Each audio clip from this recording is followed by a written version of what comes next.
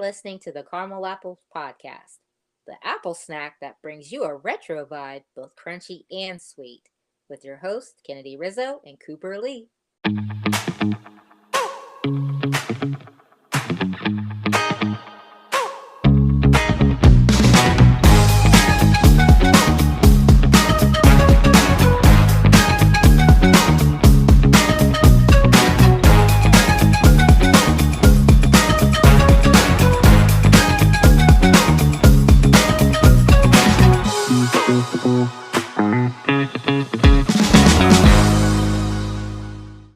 Well, this week, Cooper Lee and myself are going to dive into the topic of throwback daytime judge shows. Again, much like the aforementioned subject on daytime talk shows we talked about last week, there absolutely was no shortage of judge shows either. That is clearly an understatement, Kennard. They were so abundant. They really were. So we kind of get to the general gist of what so many of these court shows were about. But even though they were presented as entertainment, court shows were part of a broadcast programming subgenre of either legal dramas or reality legal programming. Yeah, court shows present content mainly in the form of legal hearings between plaintiffs and defendants, presided over by a judge. Hmm. So, quick question is, are daytime judge shows for real? Hmm. Yes, inquiring minds want to know. I want to know. Because you see, the show's judges are actually arbitrators, and what is depicted is a form of binding arbitration. So, on that note, fun fact in 2001, the daytime judge show genre began to beat out soap operas and daytime television ratings. That is not hard to believe because, like when we talked about last week, we talked about the daytime talk shows. Yeah. This was like a segue, or that was a segue into what we're talking about this week with the judge shows. Like, they were so plentiful. Yeah. Kind of like a 6-pack, if you will, or a 12-pack. You bought one, you bought the whole thing. Like they were back to back, some were half hour. I think there were even some that were like 15-minute segments of Really? judge shows. Yes. That's a pretty good analogy, I'm telling you. And obviously when you got content like that, and we've talked about it before, if you found gold, you're going to keep mining it, right? Yes. And Mm-hmm. people just wanted more, so more. They were handing it out. Oh Were yeah, they giving it totally out. gobbled it up, and we were part of that. Like we actually did enjoy some of these judge shows. Yes, absolutely. So we got a nice list for this week's discussion. So let's get started in one of the Mac Daddy, Granddaddy examples of them all, which was what, Coop? Well, that would be probably everyone's first go-to is People's Court. Yes, the People's Court. Who could forget the bongos? Dun, dun, dun. Dun, dun, dun, dun, dun. Oh, you knew you were in for a good time. It's like just the way they were emceed. That show was just, I don't know. You knew just from the title. They would title their cases, and it was like Yes. the Red Rover Bandit or something like that. Just silly stuff. And you would just be like, "Oh my god, that is hilarious." It sounded like it was typing it out under their split screen picture. Yes. Be like $600. Because typewriters were the thing. Oh yeah, you do kind of connect that with courts, don't you? Yes. Well, and for good reason, because back in this show got its start like back in 1980s, early 80s, and Oh ran yeah. all the way through 93. Yes. So yeah, typewriters would have been the means of getting out the information.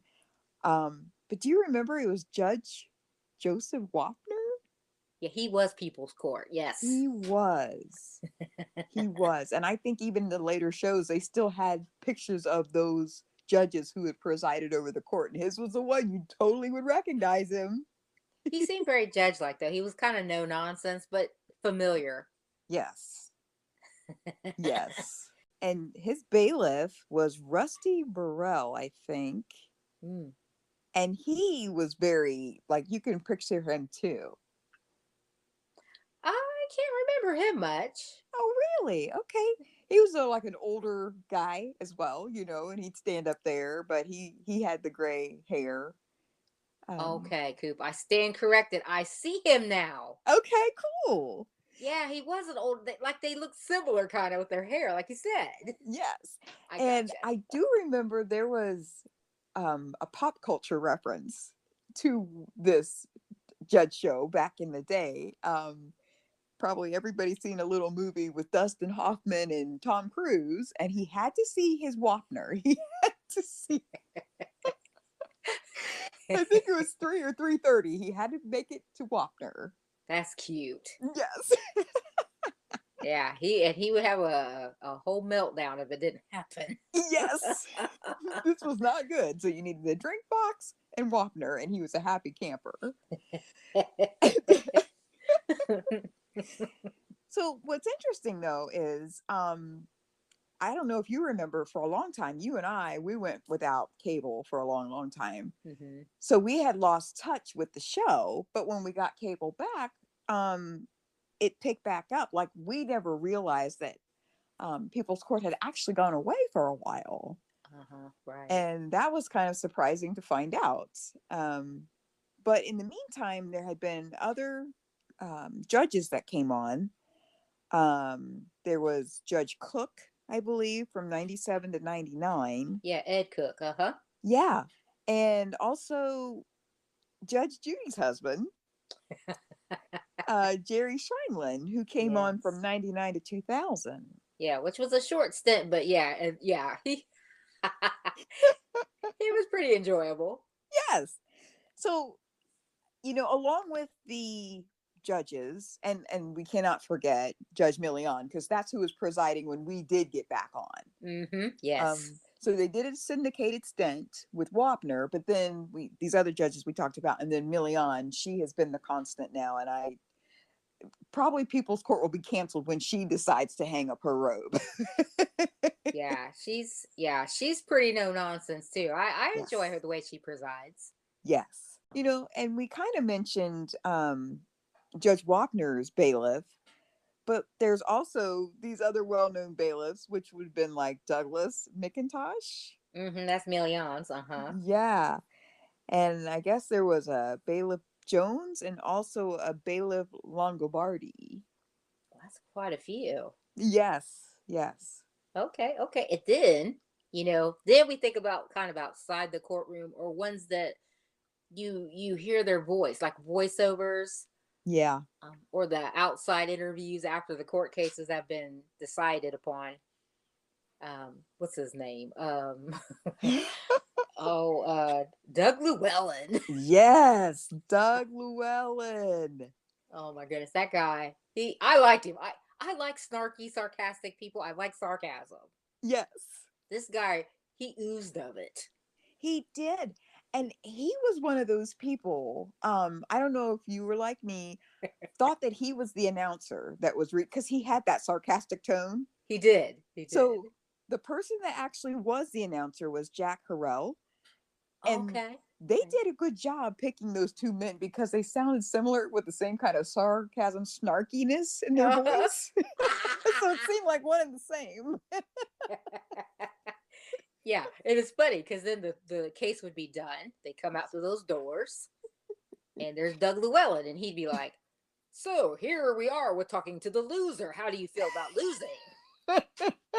And they catch him off guard. They kind of was like, and then they want to start and retell the whole case, and then like they only have like a couple of seconds to be able to recap. Yes. And then Doug Llewellyn goes, "Well, that's all the time we have now. The losers to the left follow the bailiff." He says, "Sorry, nothing good for you today," kind of thing. Then he looks at the camera like, "Oh boy, he likes to throw salt and lead in people's eyes." He did. I loved it. And like you said, when he'd ask the question, it's like the minute he would be talking, and the minute he was done, his eyes would just kind of get squinty as he was looking at them, like you could tell he was instigating this oh, what is it? The response. He was you could tell he just wanted that response, and he was just jabbing at him Yeah. underhanded. They handpicked him perfect for that. And also the other guy out on the street talking to like some of the people walking down, Times Square, wherever they were. Yes, Harvey Levin. Harvey Levin, yes. Yes. He was similar. Like he was able to present what was happening in such a way that made people go, get prickly a little bit or Yeah, yeah. they knew how to push people's buttons. Well, I'll tell you, People's Court was literally the OG of the hot trend back for judge shows then. Yes, it was. Well, just the fact that it went from a half hour show, obviously, then they had the uptick to a full hour because of the popularity. That's right. That's Yeah, right. It's a major nod in pop culture reference. It's awesome. it is. So, and I also like how the audience they'll chuckle, Riley in the background. Yes, at these poor people's plight. Yes. Okay, next one on our list is Judge Judy. Judge Judy. Yeah, yeah, She literally was, I think she was the quintessential either you loved her or you hated her. right. And what We was loved our her. mark? We loved her. We did, yes.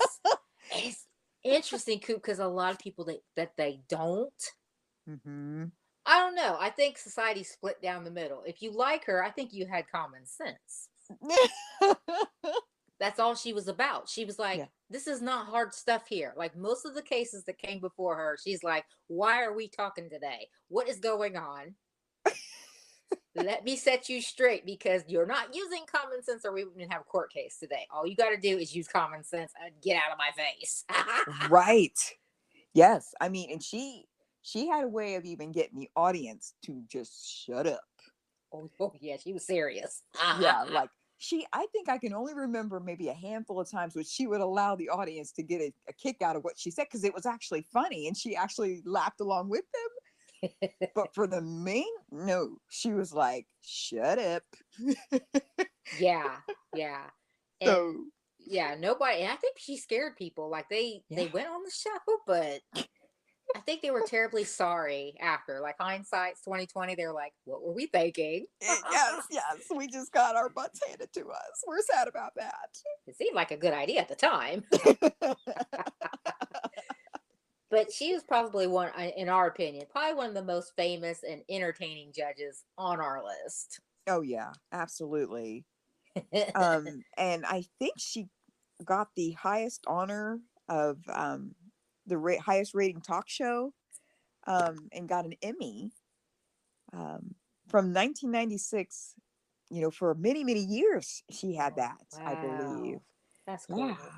yeah. So I mean, even the award syndicate were like, yeah, yeah, she Yeah. deserves that. And then, like we just mentioned with People's Court, like they always had their partners in crime. So they had them and their bailiff. Yes. So we all know Judge Judy's infamous bailiff, which was it, Petrie Bird? Yes. Yeah, Bird. Show like something Bird. And that man was bankrolling because Yeah. I mean he was sitting up there looking all hard, and everything. But he had to go get a document or something. That man was bankrolling because every time he moved, Uh-huh. that was probably big dollars. Oh my goodness. Yeah, he was totally a fixture there. He really was. Yeah, he was cool. Bird was And cool. I think he had the respect as well Mm-hmm. of the litigants, because like if she would tell him to go stand over there or to separate someone or walk someone out, you could tell they were looking at him when he's coming toward them. They're like, oh no, he's coming to me. I've seen a couple of the huddles. Yeah, if they're sitting on the bench and he goes over there, they needed to be quiet. Yes. He'd go over there and he'd lean over and they had that look on their face like, huh? What? Like a kid in class. What? Okay, teach. Okay. I'll behave. Right. So So cool. okay, so like Judge Judy kind of set the precedent for like the couple next ones we're gonna talk about. Yeah. They're almost cookie cutout, except for different judge, different bailiffs, that kind of thing. But the next one is Judge Joe Brown. Ah, yeah. He was cool. I think he also garnered a lot of respect as well. Mm-hmm. I think because he was older, and I think he was always trying to be respectful to the people that he talked to Yes. and try to be patient with them. But at the same time, when he was like, listen to what I'm saying to you, kind of thing, then they'd be like, okay, okay. So he definitely, I think they respected him in the robe for sure. Yeah. Yeah. And do you remember, because we talked about their sidekicks, like you said, uh, there was Holly and there was Sonia as his bailiffs. Yes. Do you remember how he referred to them though? He'd always say the blonde one was Holly. I think he'd be Miss Holly. Yes. And the Sonia, she had dark hair. I think she came after, Miss Holly retired or whatever, but he'd be like, Madam Sonia. Yes, yes. Which was cool because that was kind of like his trademark, right? Very chivalrous. Yes. Very, Yeah. very nice. And even though these shows are rumored to be totally unscripted and whatnot, Mm-hmm. you might find it interesting to know that the cases that they try are actually filed in the petitioner's local court and chosen to become cases on these shows. Ah, so they, I guess, in effect, were killing two birds with one stone. Yes, uh-huh. I know some people don't like that saying. So feeding two birds with one seed. Oh, that would actually offend somebody? Yeah, I think there's a few people who don't necessarily like that. So we'll try to just appease to the masses, our two listeners. Anyway, Oh, um, face palm. here they were actually getting their case heard. So they were still making it to the court, but they were getting their 15 minutes to shine on national TV. Because some people, that's important. Yeah, and this really, I think this is kind of like the segue or crossover into TV shows and episode sitcoms segued into reality. I think this is the talk shows and the judge shows kind of were start of the reality trend, very beginning. Absolutely. I agree. I agree. Okay, so we talked about Judge Joe Brown, who was awesome, but now let's talk about Judge Mathis. Okay. So Judge Mathis is a long running daytime Emmy Award winning syndicated arbitration reality show. That was a mouthful. Yes, it was. um, and it was presided over by Judge Mathis, who was actually a retired judge from Michigan's 36th District Court. And he was also a Black cultural motivational speaker. Mm, okay. So Okay. that might have been how maybe some people already knew who Judge Mathis was, when he entered onto the TV scene. Maybe they were like, oh, we know him because he spoke to us, somewhere. Yeah, possibly. Yeah. Yeah. Yeah. Well, this series actually featured Judge Greg Mathis adjudicating small claims disputes. His bailiff, I see him now. He was a younger guy, kind of like a younger middle-aged type guy. Yes. Wasn't his name Doyle Devereux? Doyle. Yes. Doyle. Is he related to Blanche Devereaux? Perhaps. But Judge Mathis show, and it's funny you said Doyle because the mass took place in Chicago, fabled Chicago. Um, but Judge Mathis show took place in Chicago, Uh-huh. Yeah. and it Yeah. was 1 hour, and he really was all about, sharing inspirational and positive messages to young people. Yeah. Yeah, it's kind of his passion, like you said earlier, being a motivational speaker and whatnot. Yeah. So I think he had been on air since 1999 and get this, has taped over 2,000 episodes. Wow. Yeah. Okay. So he's had a very long stint. Yeah. And I Yeah. do think like his he ended up with some jokers on his show, if you know what I mean. And then don't they all?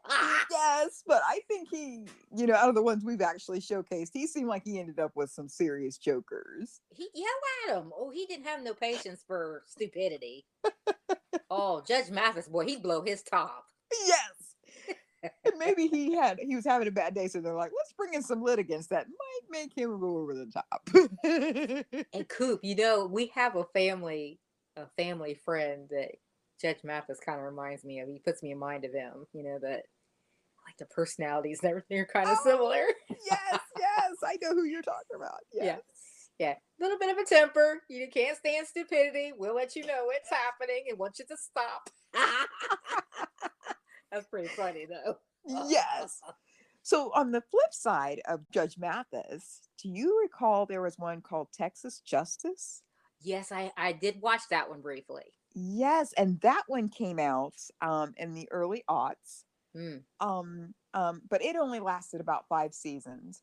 Okay. Yeah, it didn't stay on very long. No, and the judge on this show, his name was Larry Joe Daughtry, Uh-huh. and he seemed like such a sweet guy. Yeah, he did. So, like, completely opposite of Mathis, like they could stand there and spew their sob story over and over again, and he'd just be like, yeah. And I remember he kind of leaned up on his platform, not platform, his desk, whatever you call it, bench, the bench. Yeah, The he'd lean up bench, on the yeah. bench and he'd listen to their story, and then he'd be like, well, I kind of got to get to judging this, and they'd go and keep going. He'd listen some more. It's like, you only have an hour. That's right. Yeah. If you need to talk further, you need to find a therapist. Yes.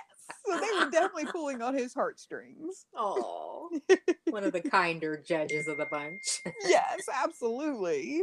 Well, Coop, this has been an amazing Apple snack because, like talking about judge shows, last week talking about daytime talk shows, like that's, it's kind of a little bit more recent, but they are still etched into our memories. Yeah. And again, so many people are getting them. So Yeah.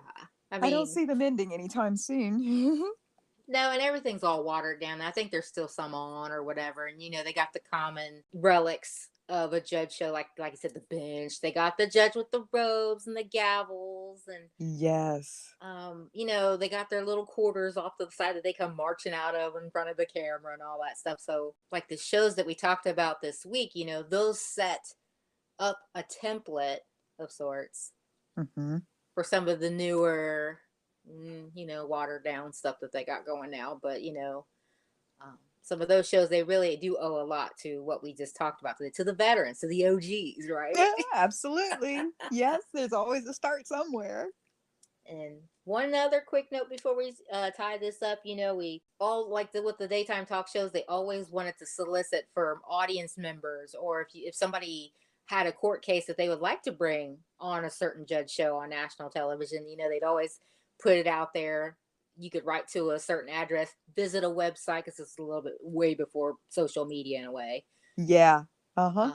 Uh, or you could call the number, get a hold of them, and get tickets to a live taping of a certain show or whatever. So Yeah.